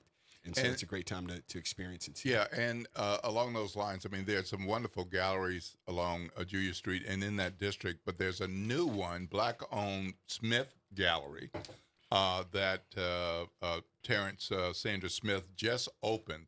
So, maybe that can be something that some of our listeners focus on as an opportunity to see a Black-owned gallery in that stretch but there are some wonderful galleries, and I love walking up and down that stretch. Oh, it's beautiful. You know, wear your white, dress cool. Yeah. They always hand out fans and some other things. They've got a cool zone out there, I think, too. But it's really a fun evening. I'm sad to miss it this weekend. Yeah, but it's family time. You need to have some time with your family. So after the White Linen Night, which is August 2nd, the Red Dress Run is August 9th. Yes. Which is happening. Is it coinciding with Dirty Linen Night? They're just on the same weekend, so there's not a collaboration. But it's, again, this will be wonderful for the city, especially the French Quarter, because that's where kind of both of these events really congregate down. So that Dirty Linen event's focused on Royal Street. Excuse me, and the galleries over there. That's one of the, the city's so amazing with all the things we have, right? We're talking about cultural institutions. We're talking about restaurants. Now we're talking about the art galleries and folks getting out. And there's also a Pickle Fest happening that same stretch of time because it's going to start the 6th and end on the 10th, which is the 3rd annual one, benefiting the Breeze Dream Foundation. My God, it's a mouthful. I couldn't get that out. My goodness. And that's happening at the Ernest and Morial Convention Center on August 6th to the 10th. What can people expect there? Oh, it's a great event. So we partner with the Convention Center and the Breeze Dreams Foundation. I struggled with it too. You said it better than me, man. Getting it out. And it's a great event to support his charity. But, pickleball really came up several years ago. And I think folks were like, hey, is this a fad or is this something that's really holding on? And it's holding on in a big way. So we've seen growth with this year over year. We're really excited about the partnership with the foundation and the work that Drew's doing to really help the community. So it's a competition, so you can register to play. I think they extended registration through today. So if you haven't signed up, they've got different age brackets. This is men, women, mixed doubles. I never played pickleball before. It's it's fun. Amazing. It's fun. It's a little lower stress, than tennis. It's a smaller court. Imagine kind of ping pong, but little bit bigger. Big paddles. Yeah, but you're moving around. So okay. Yeah. Pickleball. I've never tried that. I might need because I'm trying to challenge myself these days. Come take a look. Doing different things I've never done before. Admission is free for most of the event. That Saturday there is a celebrity match: Drew Brees versus Andre Agassi. So, yeah. Oh, that's a real tennis player now. Yeah. Like, come on now. That's a real tennis player. I mean, Drew could throw a football, but I got to see if he can play Drew was evidently a very good pickleball player? Tennis player. Really? Yeah. So I had a good buddy that grew up in Austin around his same age and said Drew played all the sports, right? But I obviously excelled at football, but tennis, he was up But there that's a real tennis player. He playing. That's going to be fun to watch.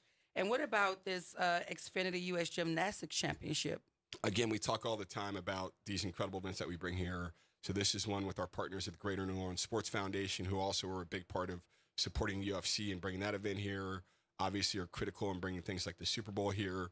But it's not just those, high-level professional events. Even something like this, the Xfinity Gymnastics Championship, is coming here to the city. This brings in, hundreds of competitors from across the country, and this will be. I got to look at the date again. The 7th through the 10th. 7th through the 10th, thank you. So we really encourage people to visit the Smoothie King Center.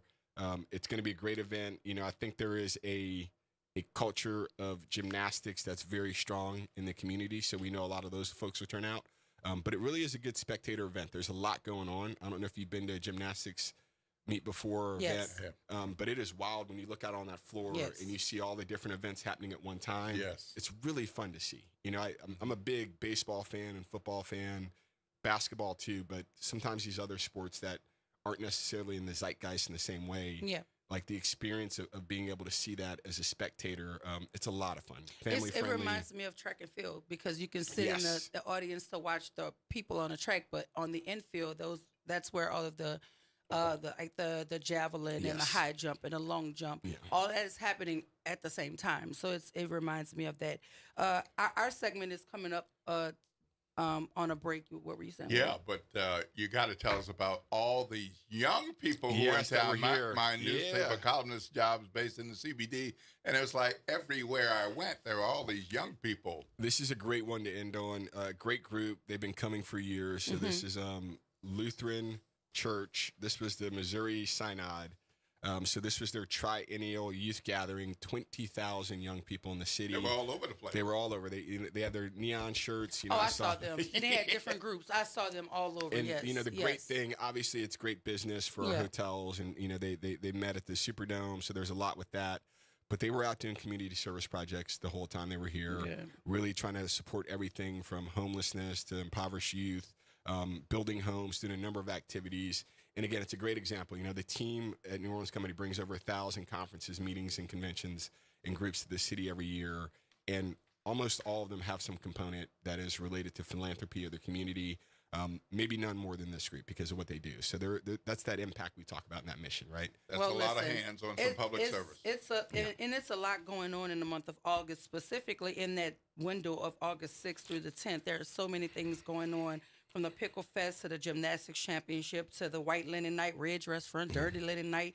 A whole bunch is going on, and we appreciate you staying on top of it and coming in to give us the 411 on it all. So I want to thank Kevin Ferguson of New Orleans Company for joining us, and I want to wish you blessings for safe travel as you take you and your family to go to the beach. Be safe. Thank you. Be safe. Water it can be dangerous. So please be safe. We appreciate you. We got to go to break, but when we come back, we'll hear from Troy Sawyer. Girls and Trumpets right here, WBOK 1230 AM, what New Orleans is talking about. All day long.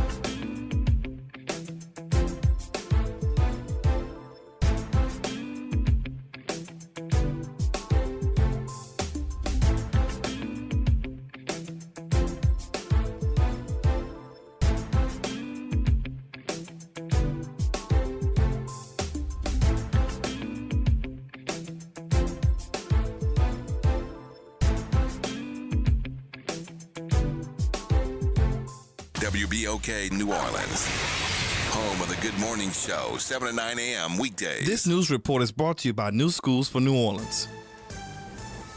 I'm Misty Jordan with BIN News Now. The fines for parents of children who are caught violating the city of Detroit's curfew are going up. Black City Councilman Coleman Young II says it's needed. We cannot be a thriving city and we have 4-year-old blood shed in the street. The Detroit City Council voted 7-1 yesterday to approve the increase from $75 to $250 for the first offense. A second offense will go from $100 to $500.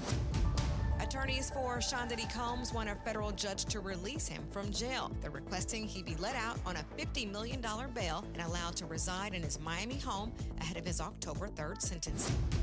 And Baltimore City Public School students and children 12 and under can now use their student pass to ride the bus, light rail, and subway services for free. Get BIN News now on demand 24/7 on the iHeartRadio app.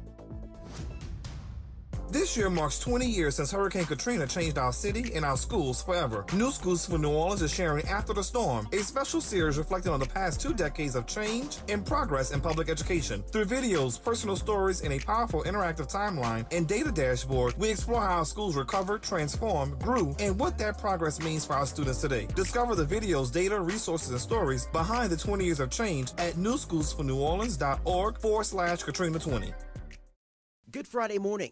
I'm Daryl Forges with WDSU News, and here's your headlines. A slew of new laws are now in effect in our state. One of those includes a law restricting speed camera enforcement in school zones.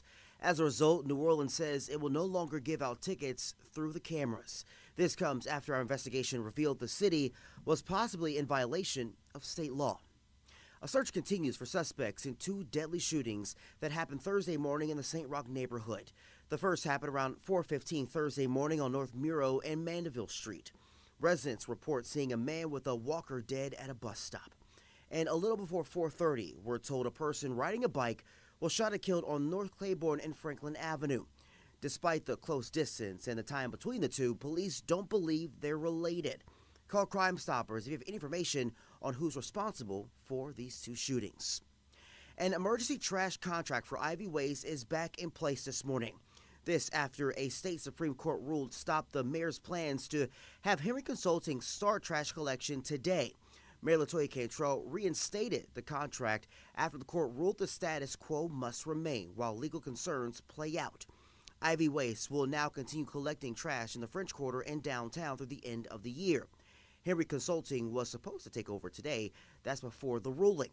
The next court hearing on this involving the case is on August 5th. I'm Daryl Forges, and that's your headlines for WBOK. Have a great day and a fantastic weekend. Tired of the impersonal, one-size-fit-all style of banking? You deserve a bank that delivers exceptional service and personalized attention to your needs. That's the Home Bank Standard. Since 1908, Home Bank has been a trusted financial partner for businesses and families because we go the extra mile to help you reach your goals. See for yourself why Home Bank is good for business, good for life. Stop by any New Orleans area location or find out more at home24bank.com. Home Bank, member FDIC. For 35 years, Michelle Woodfork got up every morning and put on a badge to protect and serve our families and community. While on the NOPD, Michelle Woodfork earned a master's degree in criminal justice with a focus on law enforcement and was promoted all the way to chief of police. As chief, she reduced crime and increased recruitment. Michelle Woodfork is a law enforcement expert, and that's exactly what we need in our sheriff's office. As sheriff, Michelle Woodfork will ensure that our jail is safe, secure, and sanitary, that we treat substance abuse and improve mental health services while focusing on re-entry. And as our next sheriff, she will ensure that no one will escape from custody.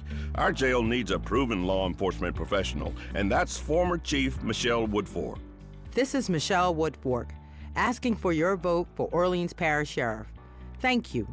Michelle Woodfork for sheriff. Proven, prepared, the right choice. Paid for by Michelle Woodfork for sheriff. Criminals are escaping at will. The jail locks don't work. Our courtrooms are not secure. Our jail is out of control. We need a tough sheriff who can fix it, like Bob Murray. You know me. I'm Bob Murray. With your vote, I can fix it. Paid for by the community like Bob Murray? Sure. Number 3 on the ballot. The New Orleans Jazz and Heritage Foundation is the nonprofit organization that owns the New Orleans Jazz and Heritage Festival, presented by Shell. With the funds generated from Jazz Fest, the foundation invests in Louisiana communities through economic development, cultural enrichment, and free educational programs. To learn more about the New Orleans Jazz and Heritage Foundation, please visit us at www.jazzandheritage.org. Making a difference in the community. WBOK 1230 AM. Good morning, Wake Up. The Good Morning Show. Good morning. On WBOK.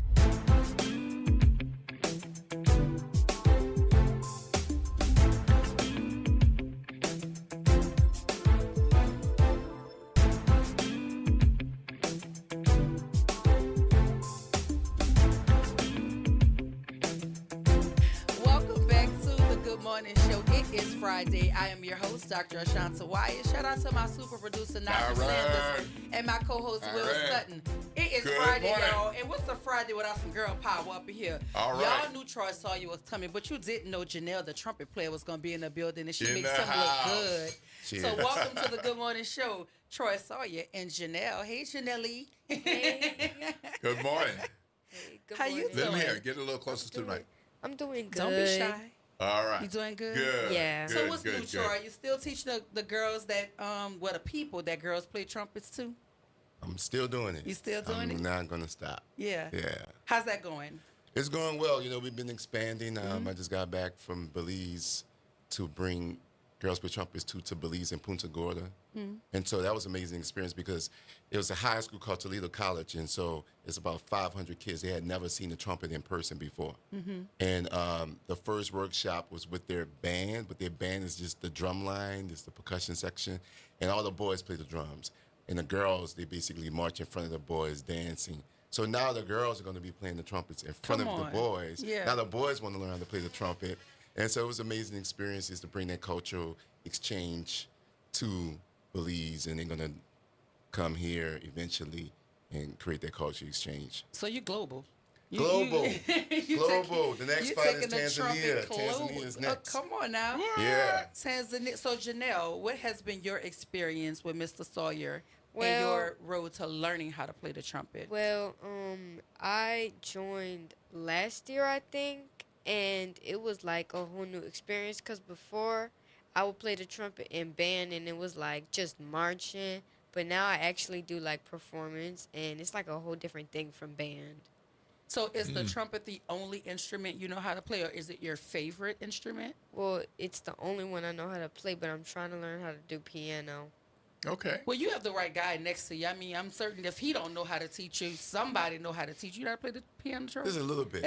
Every musician should know how to play a little bit of the piano. Yeah. So fun story. I went to Dillard, and one of our I had a music class, All and right. the final exam was playing something on the piano. I still don't know how to play the piano. I did just enough to pass that test, and I don't remember anything. Whole note, half note, no kind of note. But I did just enough to do what I needed to do. I think the piano is a sexy instrument. Oh, yeah? Yeah, I do. All right. So you need to learn how to. I'm about to put my trumpet down. I'm about to play the piano. Oh, no. Don't put your trumpet down. Don't put the trumpet Well, you talking about Dillard University. So Yes. last night, the girls performed at Dillard University for the Boy Scouts of America DU. Gala.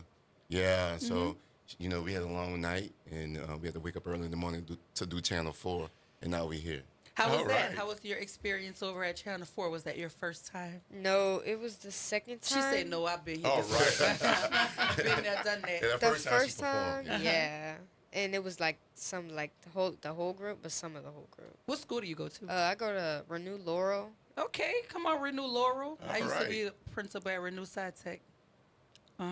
You missed out. You missed out. When? You missed out. It's been a couple years. What was Because that? I was there whenever they still called the school Sci-Tech, you probably came after me, but I was absolutely there because a lot of my Sci-Tech babies are now probably graduated from high school already. So you missed out, you baby.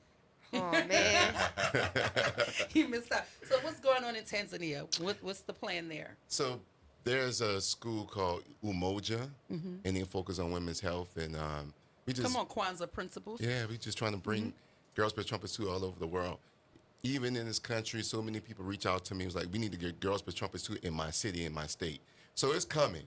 So are we infusing that in our schools locally here? Yeah, so we have school partnerships with Inspire NOLA, working on Renew First Line. We have girls play trumpets too at McGee, and they wanted to be the first school. They jumped on it 1st, and so yeah, we're just trying to expand as much as possible. What is your love for the trumpet? Where did that start? So it started a long time ago. You know you're that old. Okay. Story, you know, Mr. back in the day. Mr. Trauma needs you to shorten that story. Back in the day. You have a You know? future in that's the NABJ journal. Yeah, right. Let's get to the point.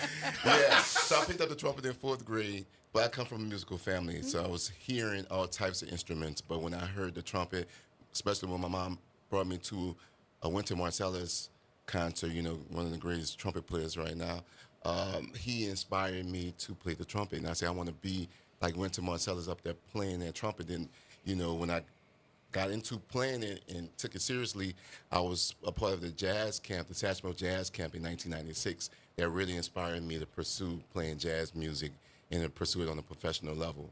And after that, I started playing around the world, and then I came back to New Orleans, had a regular gig at what was called King Bolden's at the time. Now it's Bar Tanique on Rampart Street.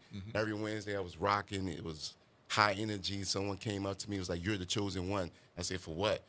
To play with Wynton Marsalis and open up for him Oh, wow. at Harris Casino That at the had to time. So mean it was a full something to circle you. moment. Yeah. Yeah. And, you know, he's from Uptown. Well, he grew up in Kennedy, moved to Uptown. I'm from Uptown. And so he gave me some feedback. He's like, we're going to fellowship. And he told me some things I need to work on. And he said, but you know, your feeling, you have feeling. You cannot teach feeling.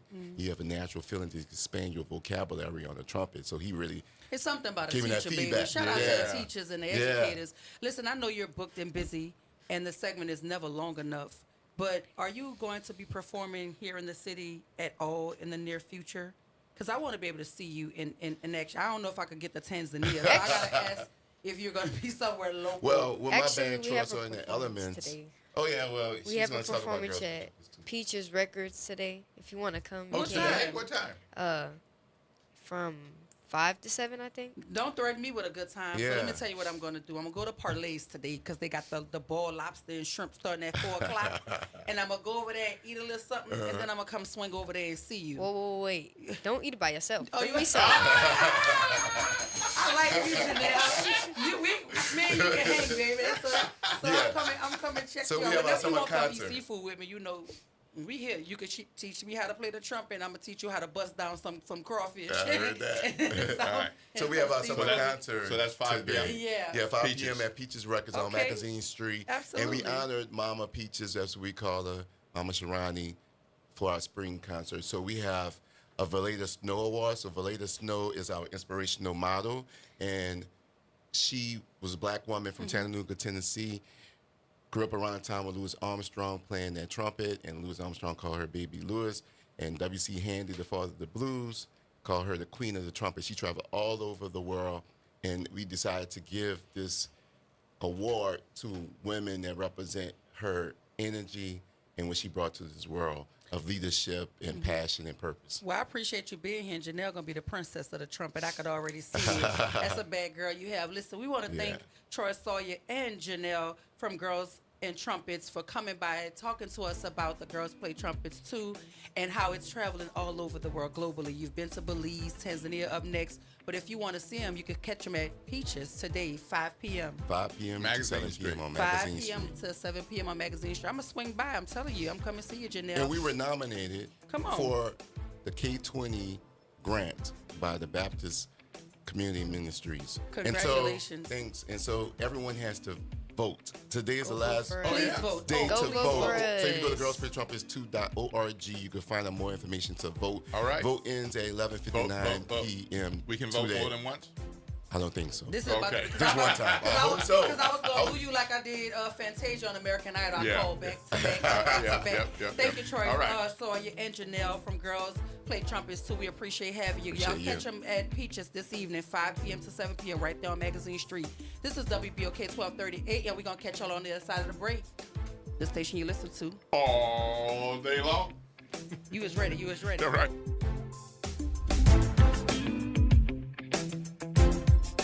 This is your news update for WBOK from WDSU. For all your news and weather, watch WDSU News, New Orleans' leader in live, local, late-breaking news. Today at noon and 4 p.m. Happy Friday, and heat and storms are going to continue for today. Highs climb into the low 90s, feeling more like 105 to 108. Scattered afternoon showers and storms could bring heavy rain for lightning and gusty winds. The pattern sticks around this weekend. Expect hot, humid days with storms flaring up each afternoon. From the WDSU First Warning Weather Center, I'm Raven Richard. Hey, New Orleans, look for important changes to your natural gas service. This summer, Delta Utilities takes over for Entergy Gas with a Louisiana-born, Louisiana-based approach to safe, clean, reliable natural gas. No interruptions or rate changes due to the transition, just dependable service and modernized technology to keep you running smoothly. Get to know us at deltautilities.com and stay tuned for more later this summer. Delta Utilities, focused on natural gas, committed to New Orleans. Got unpaid parking or camera tickets in New Orleans? Here's some good news. Through August 31st, you can take care of them without paying late fees. That's money back in your pocket. Just go to NOLA.gov/no late fees to see what you owe. You can pay all at once or sign up for a payment plan and break it into monthly payments at no extra cost. That's NOLA.gov/no late fees. NOLA.gov/no late fees. Don't miss out. This offer ends August 31st. Hey everybody, it's Kimber White Dupree. And it's Graylin Bryant Banks from the front porch. We're coming up next. Good morning, wake up. The Good Morning Show. Good morning. On WBOK.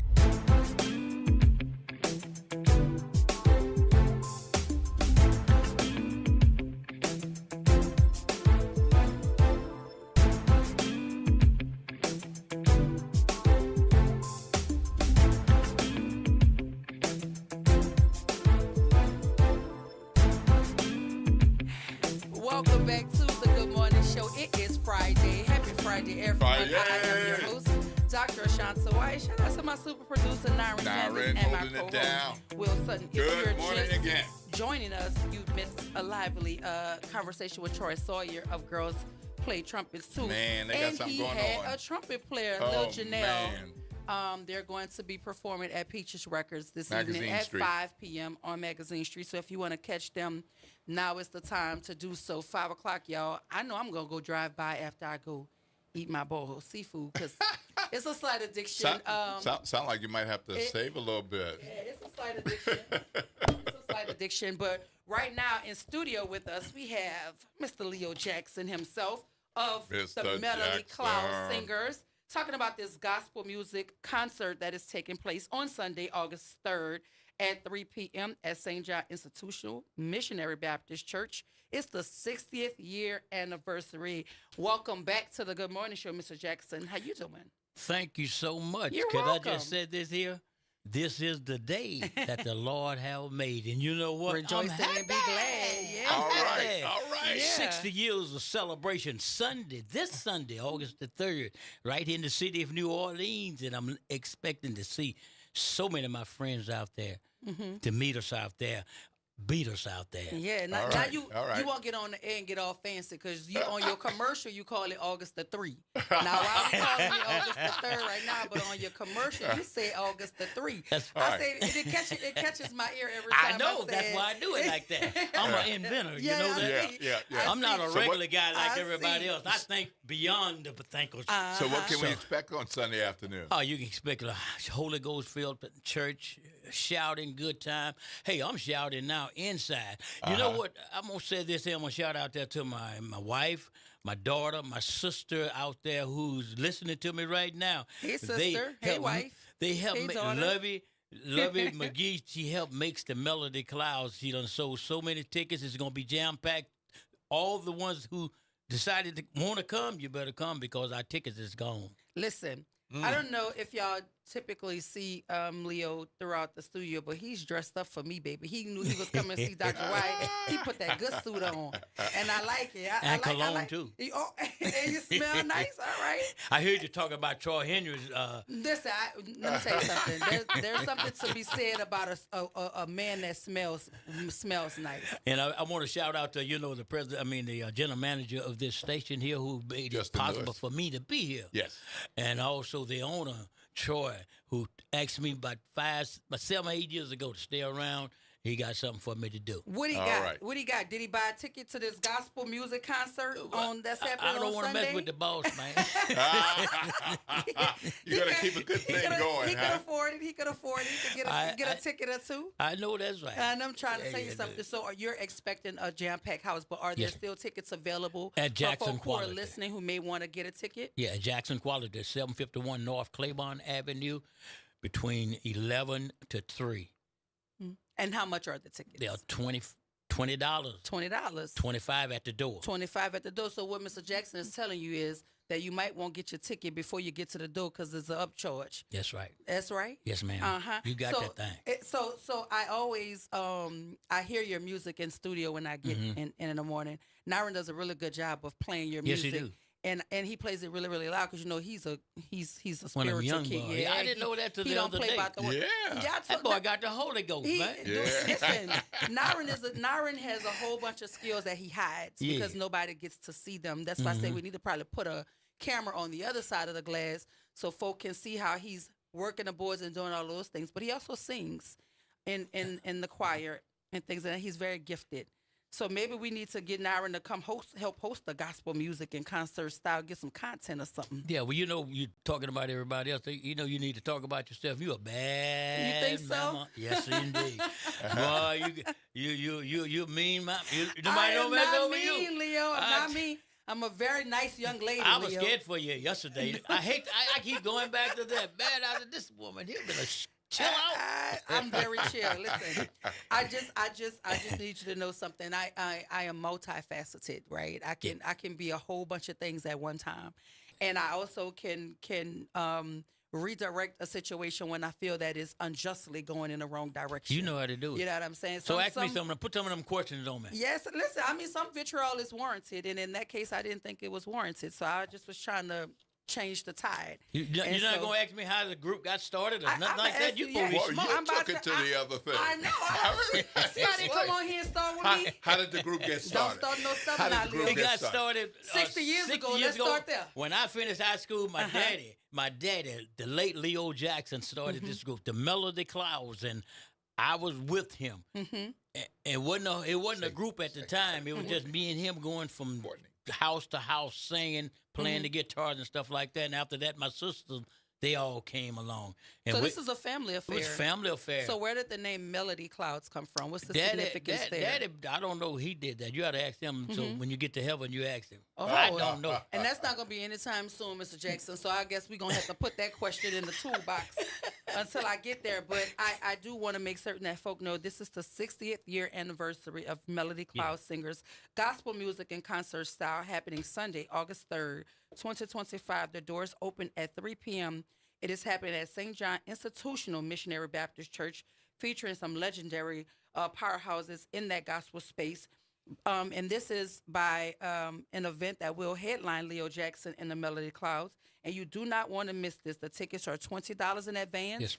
$20 at the door. And for Yes. more information, you can call 504-615-1091 or 504-812-9535. That's and my advance number. tickets are at Jackson Quality Used Cars, 751 North Claiborne Avenue. And you can follow them on Facebook. And for donations, you can cash app Leo Jackson 3. 3 is your favorite number?